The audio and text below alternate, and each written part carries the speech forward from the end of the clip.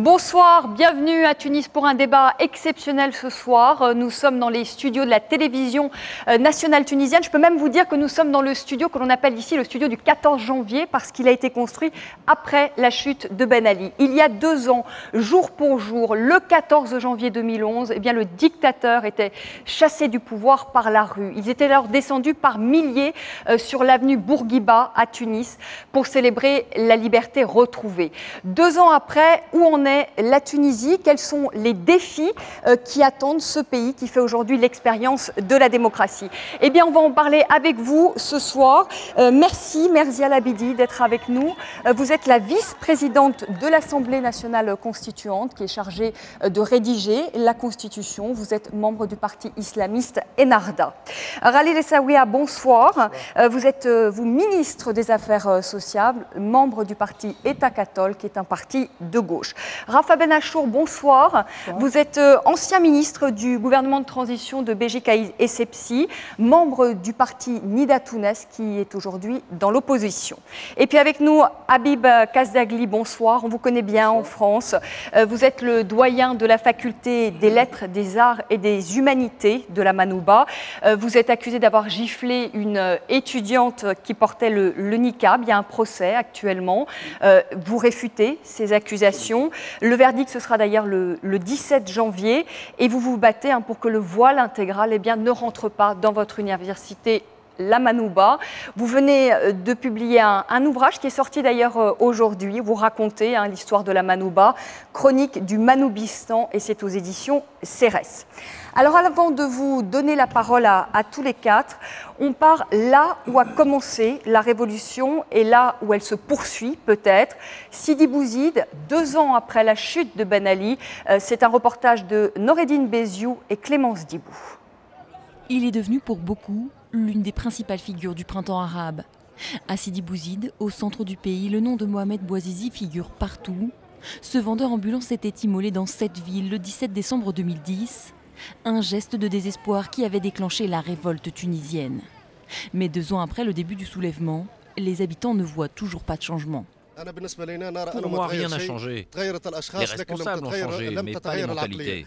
La mentalité qui a créé les problèmes dans le passé persiste toujours. Aujourd'hui, ils parlent de liberté et de démocratie, alors qu'il n'y a ni liberté ni démocratie. Le peuple veut du pain, du travail.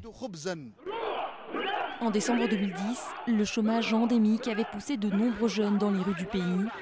La situation ne s'est pas améliorée aujourd'hui, les grèves se multiplient. Le gouvernement islamiste arrivé au pouvoir fin 2011 ne parvient pas à redresser l'économie du pays. Et face à la montée en puissance des mouvements salafistes, beaucoup de Tunisiens craignent pour les libertés, et notamment le droit des femmes. Effectivement, elles ont vu certaines libertés menacées. Il y a eu des cas où on a parlé, on a entendu de violences parce qu'on s'habille de telle ou telle manière, parce qu'on sort un peu trop tard. C'est un recul. Ça, c'est un recul, effectivement. Ça, c'est un recul. 2 ans après le début du soulèvement, beaucoup de Tunisiens pensent que le pays n'en a pas fini avec sa révolution et que les principaux changements restent encore à obtenir. Rallye Essaouia, vous êtes ministre des Affaires sociales. Le peuple veut du pain, le peuple veut du travail. Pourquoi rien n'a changé pour ces régions déshéritées? J'irai même plus loin, ça va même plus mal encore aujourd'hui. Pour des raisons d'abord objectives, tout à fait objectives, parce que en 2011, c'est une année de révolution, avec une récession économique de 2%, donc certainement une aggravation du chômage et de la pauvreté. Ça, c'est des raisons fondamentales. Et économique, avec la crise mondiale qui a eu ses répercussions en Tunisie, avec une baisse du carnet de commandes de nos entreprises qui sont directement liées à l'Europe. Et bien sûr, il y a la réforme de l'État qui, il faut du temps pour qu'elle se mette en place, pour qu'on puisse appliquer les réformes qu'on a proposées. À titre d'exemple, nous avons un programme à l'échelle gouvernementale de développement régional qu'on a commencé à partir du mois de juin dernier. Et vu les difficultés administratives de par la législation qu'il faut réformer et qu'on est en train de réformer, beaucoup de notre programme n'a pu être appliqué. Plus de la moitié n'a pu être appliqué. Donc on est en phase de réforme. On va bientôt proposer à l'Assemblée nationale constituante un nouveau code des investissements qui va favoriser l'investissement. Oui, parce que les investissements ont vraiment chuté. Je pense à Sidi Bouzid. Oui. Ils ont chuté, je crois, de 40%. Oui. Il y a quand même un problème aussi de confiance aujourd'hui des investisseurs. Le problème de confiance est dû aussi à l'instabilité sécuritaire qu'on peut observer de temps à autre dans certaines régions en fonction des tensions sociales. Les tensions sociales peuvent provoquer une instabilité sécuritaire. Et il ne faut pas oublier aussi qu'après la Révolution, on a un petit peu ouvert la boîte de Pandore. Le régime qu'on avait était un régime de type mafieux.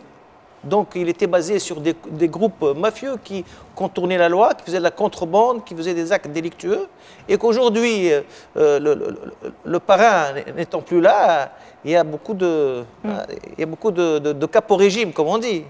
Donc, Merzia El Abidi, les Tunisiens, il faut bien le dire, vous entendent vous chamailler à longueur de journée sur cette constitution, d'ailleurs, qui tarde à venir. Vous disputez aussi sur vos augmentations de salaire, il faut bien le dire. Hein, vous êtes très bien payés.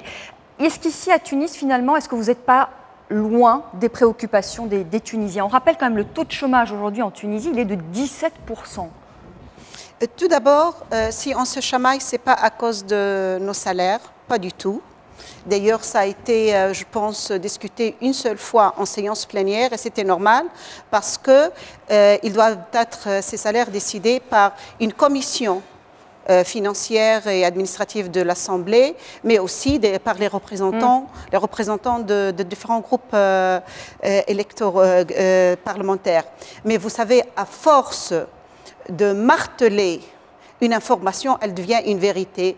Non, on n'est pas très bien payé, on est payé juste dans la limite de le budget de l'Assemblée et dans la norme aussi des pays qui nous ressemblent et dans la situation qui nous ressemble. Mais est-ce que vous n'êtes pas loin des préoccupations des Tunisiens? Ça, c'est pour clore ce chapitre et puis il vaudrait mieux demander aux spécialistes sur cette question-là.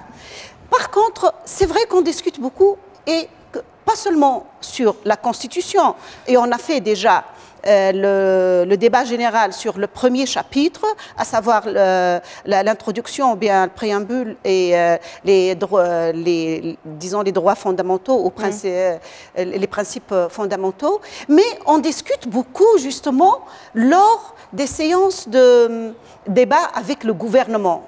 Et le débat avec le gouvernement, que ce soit avec un ministre ou deux ministres ou tout le gouvernement, c'est justement sur les problèmes de vie, sur la cherté des prix, de la vie, c'est sur l'emploi, c'est sur le développement. Donc on est oui, mais vous discutez, mais sur le terrain, Merzia El Abidi ne voit rien venir, les Tunisiens. Là, peut-être la question devra être posée au gouvernement. Mais nous, c'est justement les débats qui se passent dans l'Assemblée, c'est pour dire justement où sont les projets de développement, où sont l'implémentation de telle ou telle loi. Et puis, on a voté pas mal de lois. La loi qui va instaurer l'ISI, la loi pour les blessés de la Révolution. Beaucoup d'autres lois aussi ont été votées, même plus que 33 lois. Ouais, mais il y a aussi des problèmes. Il y a aussi des problèmes du Tunisien. Il y a aussi des problèmes sécuritaires. Oui, mais vous savez que dernièrement, l'agence Moody's a élevé, disons, ou a classé la Tunisie niveau investissement, entre autres, parce qu'il y a des débats en toute transparence dans l'Assemblée. Rafa Ben Achour, pourquoi le pays ne repart pas économiquement? Vous pensez que des choses sont faites, que des réformes sont engagées? C'est ce que nous disait Khalil Essaouia, que des réformes sont engagées aujourd'hui pour faire repartir le pays économiquement? Si Monsieur le ministre le dit, je le crois, mais ce que je vois, c'est que le résultat ne suit pas. Et en plus des raisons qu'il a évoquées, il y a surtout le manque de visibilité. Et ça, le manque de visibilité est un inconvénient extrêmement lourd et qui pèse très fort au niveau de l'investissement. Je crois que le chef du gouvernement lui-même l'a dit, l'investisseur ne peut pas investir lorsque toutes les conditions de sécurité ne sont pas réunies et toutes les garanties relativement aux prochaines échéances que va vivre le pays ne sont pas définies, qu'elles sont dans le flou total, que l'horizon n'est toujours pas visible, que les perspectives ne sont pas très claires. Bien évidemment, cela ne peut qu'influer sur la situation de l'investissement. Et malheureusement, actuellement, au niveau de l'investissement privé, nous sommes très loin, et même, comme vous l'avez dit, il y a une régression importante de l'investissement privé qui est compensée par un investissement public. Or, l'investissement public n'est pas créateur de richesse et n'est pas créateur d'emplois. Au contraire, il est créateur d'inflation et de déficit budgétaire. Habib Kazlaghi, on va parler tout à l'heure de votre combat à la Manouba, 2 ans après la chute de Ben Ali. Vous espériez plus, vous, de cette révolution ?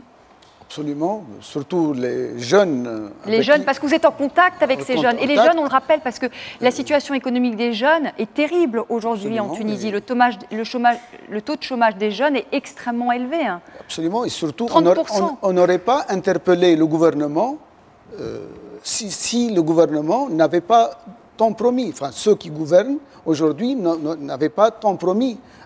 Parce que aujourd'hui, ils ont encore la chance de se rattraper en disant que voilà, nous sommes là pour une mission, c'est celle d'écrire une constitution, et voilà les dates, voilà notre feuille de route, et voilà, nous allons partir. Parce que l'ancien gouvernement, qui n'avait pas toute l'aura de soutien, de légitimité électorale, avait dit que j'ai 1 ou 2 points à régler. Tout d'abord, amener le pays vers les élections, et c'est ce qu'il a fait, avec brio, avec une reconnaissance internationale, même si aujourd'hui on est en train de casser toutes les instances qui ont mené le pays vers ça, à savoir l'ISI et son président qui sont combattus. On est en train de la reconstruire. Qui sont combattus, Kamel Jandoubi est combattu et plein d'histoires tournent autour de Kamel Jandoubi, donc ce qui a fait la fierté. Donc c'est-à-dire ce gouvernement-là n'aurait pas été interpellé s'il avait clairement dit ce qu'il avait tenu ses promesses, parce que des messieurs qui sont là, madame et monsieur, font partie de partis politiques qui avaient signé le 15 septembre qu'indépendamment des élections, des résultats des élections, ils ont convenu qu'ils vont faire aboutir le pays à de nouvelles élections, c'est-à-dire ratifier une constitution et aboutir à une constitution. C'est ce retard mis qui fait que les jeunes ne voient pas le bout du tunnel, parce que le problème, c'est pas aujourd'hui, bien sûr, qu'on ne peut pas en une année donner aux gens monts et merveilles, à moins qu'on les avait acheté leur voix par des fausses promesses, qui s'avèrent aussi de fausses promesses. Merzia Labidi, qu'est-ce que vous répondez à Habib Kazlaghi, justement sur le retard de la Constitution? Justement, il y a un manque de confiance aujourd'hui. On avait dit que cette Constitution, en tout cas le président Marzouki avait espéré qu'elle soit là pour le 14 janvier. Elle n'est toujours pas là. Il n'y a toujours pas de date pour les élections. Tout d'abord, c'est une contre-vérité. Ce n'est pas une contre-vérité. La Constitution, de dire qu'on est en train de détruire les institutions posée par le gouvernement qui nous a fait arriver, disons, aux élections. Tout simplement, l'ISI était une instance déjà dans son statut même qui prenait fin avec les élections, c'est-à-dire avec la fin de sa mission. On est en train, on a voté, cher monsieur, et j'étais présente déjà, on a voté la loi maintenant qui va nous aider à instaurer une ISI permanente. Une ISI, d'ailleurs, demain commence le travail de la commission de sélection de ses membres. Donc, pour installer les institutions... Pourquoi la Constitution prend tant de temps? C'est parce qu'il y a des tiraillements aussi aujourd'hui entre les conservateurs et les progressistes. C'est bien ça, Rafa Ben Achour. Je viens à la Constitution. S'il vous plaît, oui, parce que vous m'avez posé la question sur la Constitution. Tout d'abord, ceux qui ont promis, ce n'était pas un seul parti, mais plusieurs partis qui ont dit que le parcours ou le process prendra fin en une année. Seulement, entre présenter une vision et vivre une pratique, vivre une expérience, il y a toujours une différence. Et d'ailleurs, les premiers experts qui nous ont visités à l'ANC, ils nous ont dit, vous allez voir, une année ne va pas suffire. Ceci dit, on doit accepter la critique qu'il y a. Une lenteur. Oui, mais la lenteur, Rafa Ben Achour, je vois qu'il réagisse, Rafa Ben Achour. Est-ce que la lenteur, elle ne vient pas aujourd'hui parce qu'il y a un tiraillement entre les forces progressistes et de l'autre côté des forces plus conservatrices et les islamistes d'Ennahda? Avec tout le respect que je dois à Madame la Présidente, je dois dire que ce processus constitutionnel accuse un retard extrêmement préjudiciable pour le pays. Ça, c'est un fait. Et ce n'est point une contre-vérité. Le président Marzouki le dit d'ailleurs aussi, il dit que la transition, finalement... Et là, je cite le président de la République et le chef du gouvernement. à moins que le président de la République et le chef du gouvernement soient de l'opposition. Mais le chef du gouvernement lui-même, devant l'auguste assemblée, a dit, et il a été pris pour cible, on lui a dit de quoi il se mêle lorsqu'il nous dit qu'il faut accélérer ce travail. Djebali. Oui, le président Djebali. Alors, en ce qui concerne cette œuvre constituante, malheureusement, l'Assemblée nationale constituante s'est arrogée des pouvoirs qu'elle a tirés de n'importe quoi. Elle était là pour faire une constitution. Pour le moment, elle fait tout, sauf la constitution. En tout cas, c'est ce que... Laissez-moi parler, Madame la Présidente. Je vous en prie, professeur. Laissez-moi parler. Avec tout le respect que je vous dois, alors, c'est pas vrai. Alors, elle perd du temps. Comme on dit en football, il y a beaucoup d'arrêts de jeu. Hein, et évidemment, cela se constate. Jusque-là, Madame la Présidente vous l'a dit, il n'y a eu qu'une seule séance de débat en séance plénière du préambule de la Constitution et des principes généraux. Oui, donc ça va prendre du temps encore. Jusque-là, le chapitre 6, il rigole avec Kazagli, ça au fait pouvoir sourire. exécutif et au pouvoir législatif et à la relation entre eux, est encore l'objet de marchandage. De discussion, et s'il vous plaît, non. C'est pas... Présentez, s'il vous plaît. Présentez les choses de telle manière, c'est comme si on n'a pas accepté le processus qui a été fait au moment de la CASBA 2 et du gouvernement de Béji Caïd Sebsi.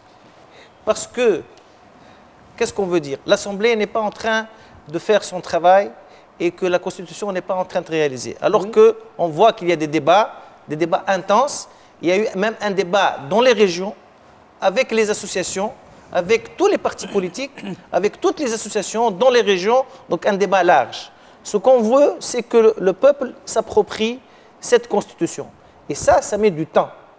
Et pour qu'il y ait un consensus, il faut du temps. Lorsqu'on s'est engagé sur une année, c'est un engagement moral. Mais si on n'y arrive pas, alors qu'est-ce qu'on fait?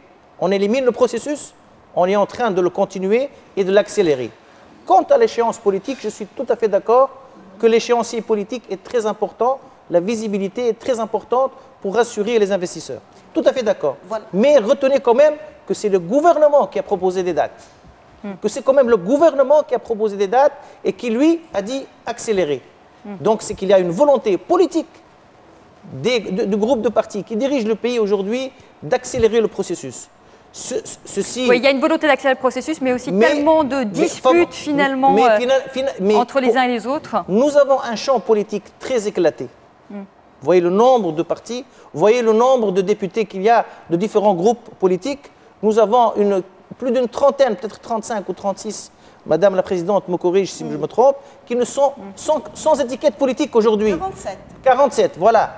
Et ça, si on veut faire un consensus, si on veut que cette Constitution soit adoptée aux 2/3 et qu'on ne soit pas obligé d'aller vers un référendum qui risque de couper le pays en deux, eh bien, il faut dire un consensus. Et le consensus, ça met du temps.